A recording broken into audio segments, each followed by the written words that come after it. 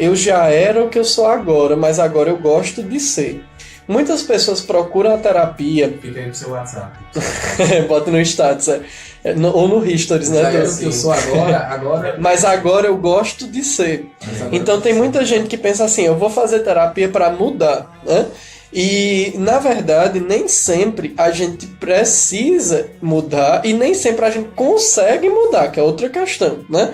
Então, algumas coisas da nossa vida, a gente muda a forma com que a gente se relaciona com elas, né? E não necessariamente o nosso comportamento. Então, por exemplo, para a psicanálise, uma pessoa que tem um determinado trauma de infância, que tem determinada experiência, ela pode mudar a forma com que ela vai se relacionar com aquilo. Mas não necessariamente ela vai conseguir mudar a sua história de vida. Até porque o que aconteceu, aconteceu. Né? A gente não tem muito como não tem de jeito nenhum como voltar lá e apagar. Né?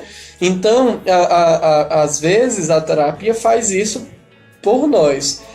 A gente continua sendo, em alguns aspectos, a mesma pessoa que a gente era, só que agora a gente consegue ter uma consciência maior sobre quem nós somos, a gente consegue ter uma postura, a gente consegue adotar uma visão diferente sobre nós mesmos. Então, essa ideia, eu já era o que sou agora, mas agora eu gosto de ser, né? Uma música...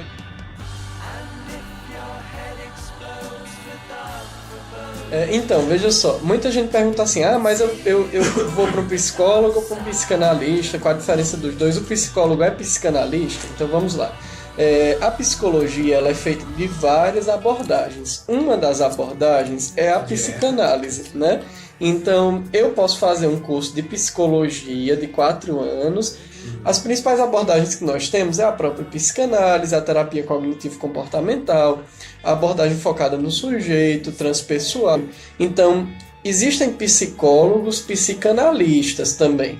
No meu caso, eu fiz uma formação livre em psicanálise que qualquer pessoa com qualquer graduação pode fazer. Então, nós estudamos a psicanálise pura. Então, enquanto o psicólogo tem que estudar várias disciplinas na graduação dele, nós passamos cerca de 3 anos estudando profundamente a psicanálise. São 30 módulos, né?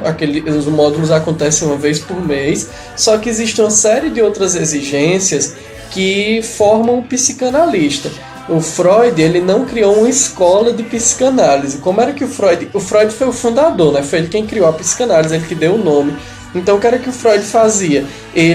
Os pacientes dele, alguns ele ensinava psicanálise já, algumas teorias dentro da própria análise.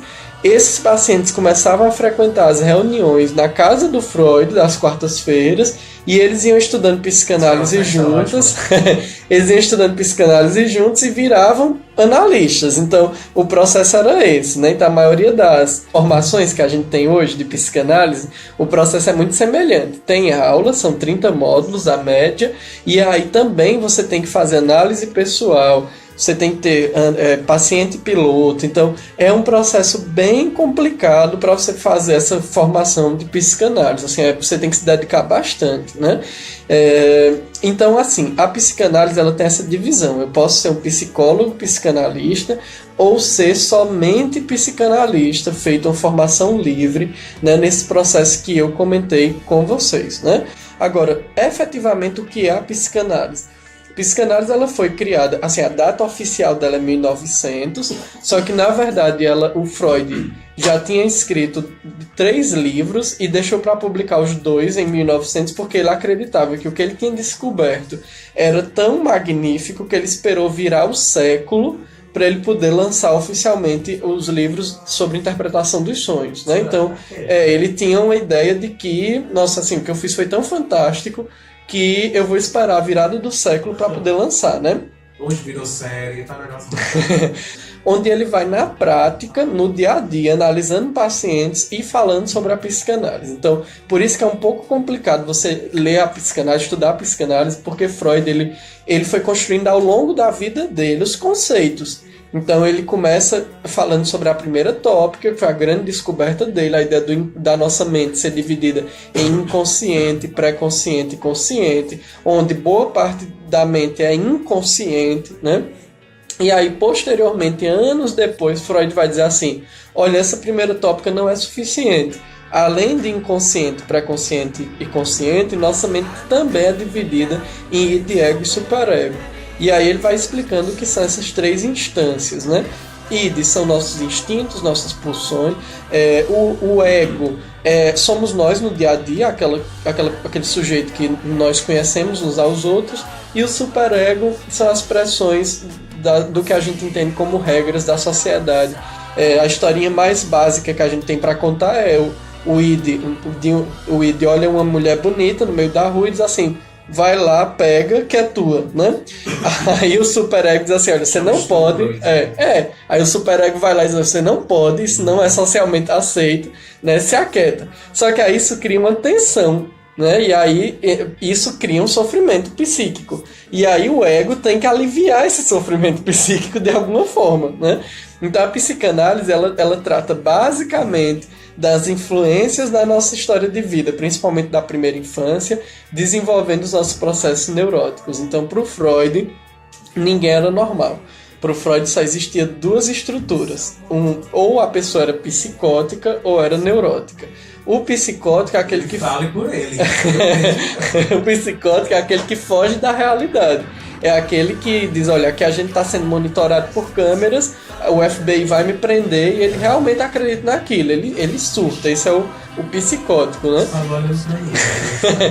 E o neurótico é aquele que sofre por questões do dia a dia, porque o casamento não vai bem, porque os pais não eram os melhores pais do mundo, porque o trabalho não... neurose, né? Exatamente. Então, pro Freud, todo mundo é assim, ou é psicótico ou é neurótico. Então, liga aqui até meia-noite a gente conversando sobre essas coisas. Vai ter uma reviravolta. Mas eu não tô... esse comentário é só uma brincadeira, porque psicóticos também são tão normais, se essa é a palavra, né?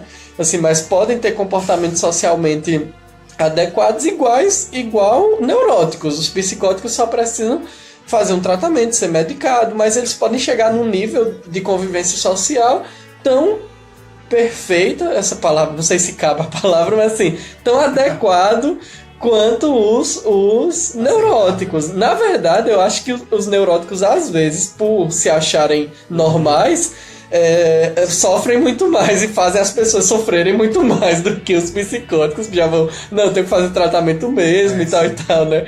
Aí acaba...